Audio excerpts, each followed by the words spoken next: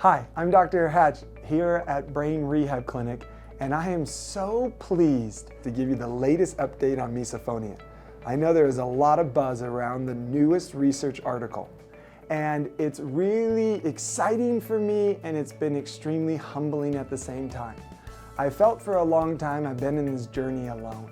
2017, we're talking 4 years, I've been diving into all the research, all the studies, and just not finding the answers. And if those of you that have been at the conferences I've spoken at, which has now been multiple on misophonia, there's been a battle in these riffs of who's right and who's wrong.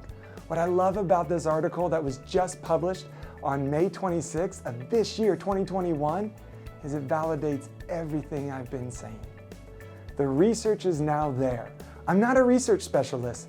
I am a practitioner. I find the problem and I come up with solutions.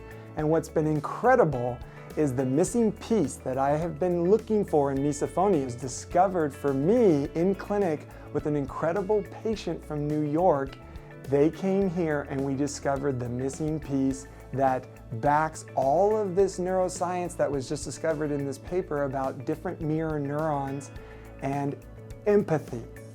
What's incredible is there's another research article that goes with this research article that was actually published in 2012 about empathy and mirror neurons and how it works and how there are non-mirror pain neurons and then there are mirror pain neurons. Yes, some people will say it's all mirror neurons and some people will say mirror neurons don't exist. The research has validated how much they're there, but there's specific aspects. For instance, it's why when somebody itches their forehead, you start to think, is my forehead itch? What actually happens in the brain is I itch my forehead, your brain thinks you got an itch. It activates. If I put a functional MRI on your brain, it will show your brain light up as if you itched. But then there's a secondary signal that comes in and says, that's not your forehead itching, that's theirs. Well, in a misophonia patient, that sensory to motor, 10%, 20% motor thing that's talked about in this article goes into how that could be distorted. Now, they don't talk about misophonia. Think about it. Misophonia was first discovered in 2011. This mirror neuron paper came out in 2012. They weren't associating misophonia with mirror neurons, but all neuroscience links together if you can figure out how it works together. But I have been researching this and studying this and using this and understanding mirror neurons and the prefrontal cortex that I've been talking about since 2017 on one of the 3 major areas, the dorsolateral prefrontal cortex.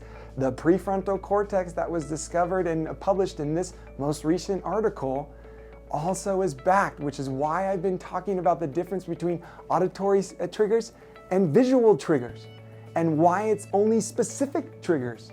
It's not always just a sound. Why is it just the sound of the parent, but not the sound of your girlfriend or your boyfriend? What? That's because there's this mirror neuron we've been talking about.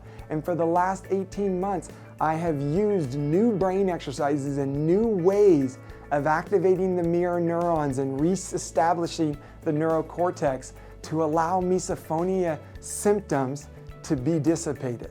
Not only ones to the general sounds, but definitely to the specific. Enjoy the articles. I hope you love it. If you don't know what I'm talking about, watch our webinars, watch our videos, learn about the aspects of the brain that, according to this article, is about more of a motor strip, which means it's never has been an auditory or a visual thing. Those are just the sensory aspects that bring it in. It's not till it hits the motor response until it creates the function. You can change. You do not have to live in a life of misophonia.